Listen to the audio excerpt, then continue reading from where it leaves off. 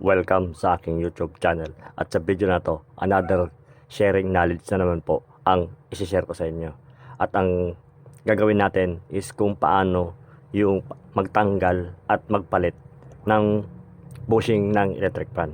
Kaya kung bago ka pa lang sa aking YouTube channel, huwag mo kalimutan na mag-subscribe, mag-like, mag-share at mag-comment down below para may feedback ako sa mga ginagawa kong video. At huwag mo na rin kalimutan na pindutin yung notification bell button para ma-update ka sa mga ilalabas ko pang mga bagong video. Kaya umpisa na natin to pagkatapos ng intro.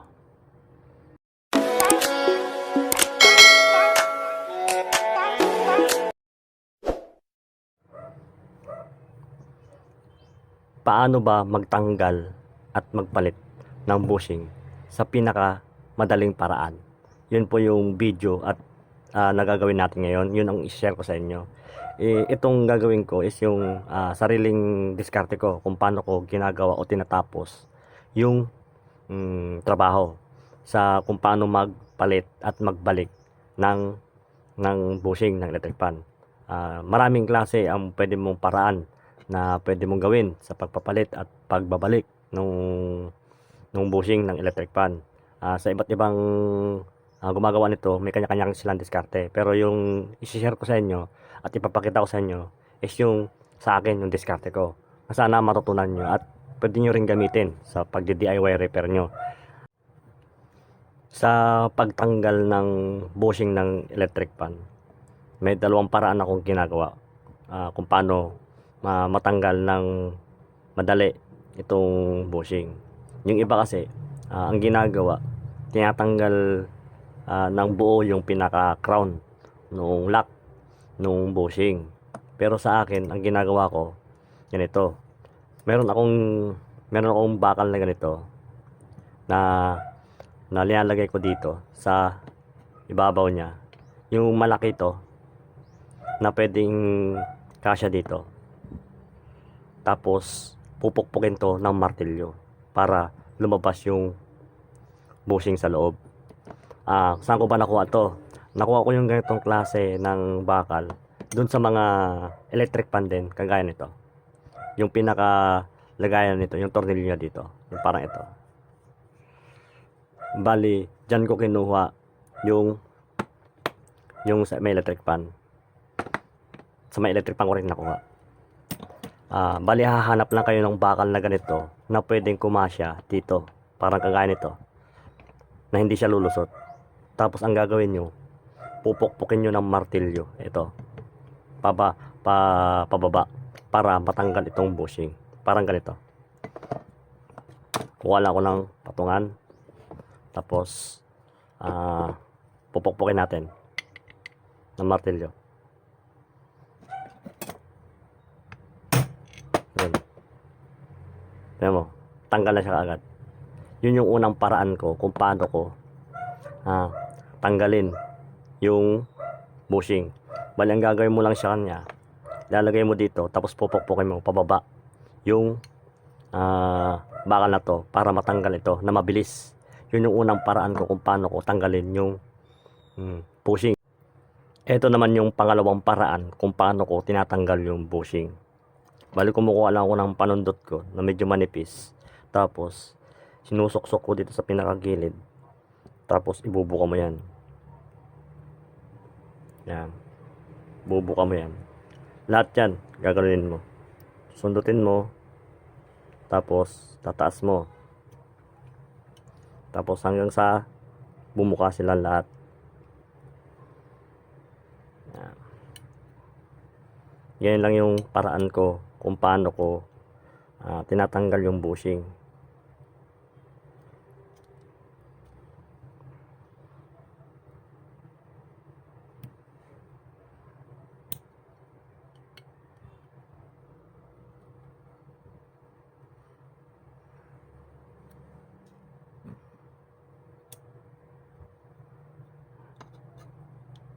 Hanggang sa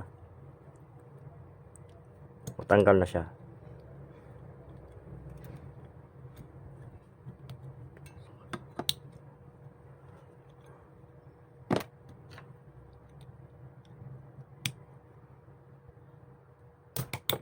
Yan, tanggal na siya.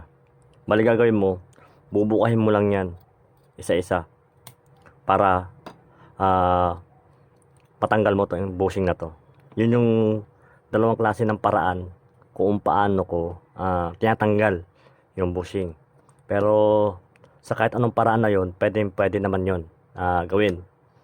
Kung yung unang paraan is mas madali sa'yo, tapos ito na pinupukpok, o pwede mo ring sundutin to isa-isa para matanggal mo yung bushing. Sa pagtanggal ng bushing, yung mga ginagamit ko na pantanggal, kagaya ng bakal na to.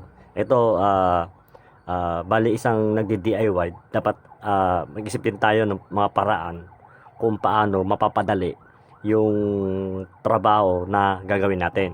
Kagaya nito, bakal lang to ng sa electric fan na pwede mong gamitin na pagtanggal sa bushing. Yung pangsundot na ganito, kung wala kayong panundot na ganito, yung panundot dito sa may lock nung bushing, pwede rin kayong gumamit nung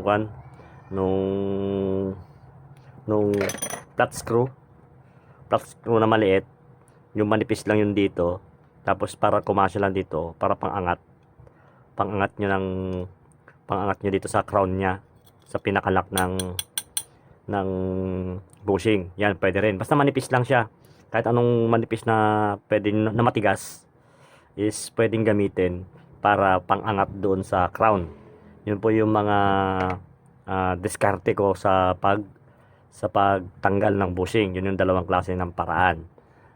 Bali, ang gagawin naman natin is ibabalik natin or papalitan natin yung bushing na tinanggal natin dito. Ito naman yung madaling paraan para mas mapabilis yung pagbabalik mo naman o pagpapalit mo dito sa bushing. Bali, gagamit na lang po ako na ito. Ibabalik ko na lang po to for demo purposes lang naman, kasi hindi na tayo gagamit ng bagong bushing. Ito na lang para for demo purposes lang naman rin. Gusto ko lang na ipakita sa inyo kung paano ko ginagawa o tinatapos yung trabahong ginagawa ko sa pagpapalit ng bushing ng electric fan. Sa pagpapalit naman ng bushing, ganito naman yung ginagawa ko. Bali, ang ginagawa ko, itong pinaka crown na to, inaangat ko yan. Inaangat ko ng long nose. Aangatin ko ng long nose yan para bumuka to. Itong pinaka crown. Parang ganito ginagawa ko. Inaangat ko.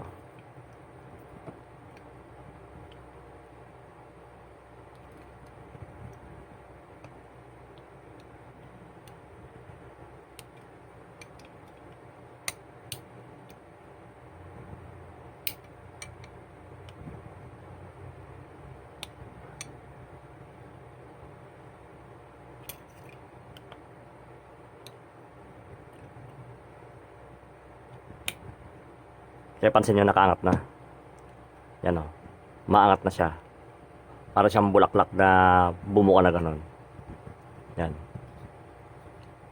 Tapos, ang gagawin nyo na, pag nakaangat na to, umangat na yan, na parang bumuka na siya, pwede nyo nang ilagay yung bagong palit na bushing.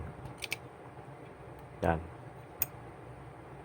Pag na ibalik nyo na, sa pagpapalit pala ng bushing, bago nyo ibalik yan, lagyan nyo na lang langis yung pinaka foam, or kung luma yung foam sa loob, pwede nyo na rin palitan ng bago.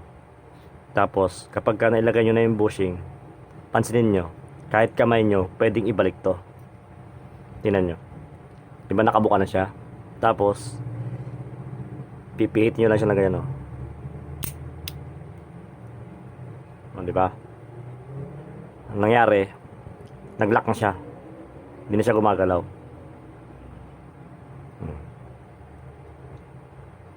Hindi na siya nagagalaw ng daliri.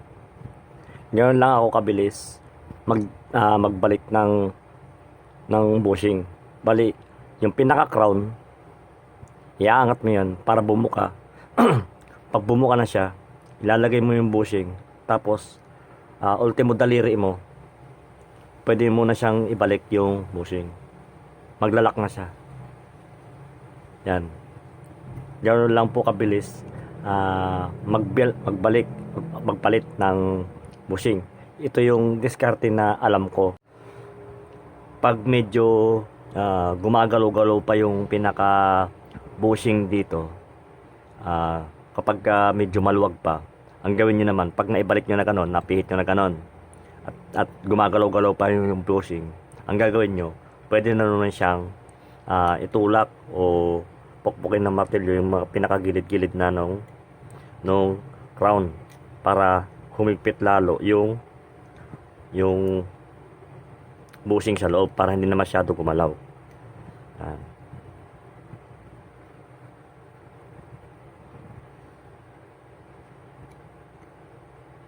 Bali, tutulak nyo na lang siya ng flat screw dito sa pinakagilid, or kunyari kung medyo ka talaga, pukpukin nyo na lang ito ng martilyo, pwede naman.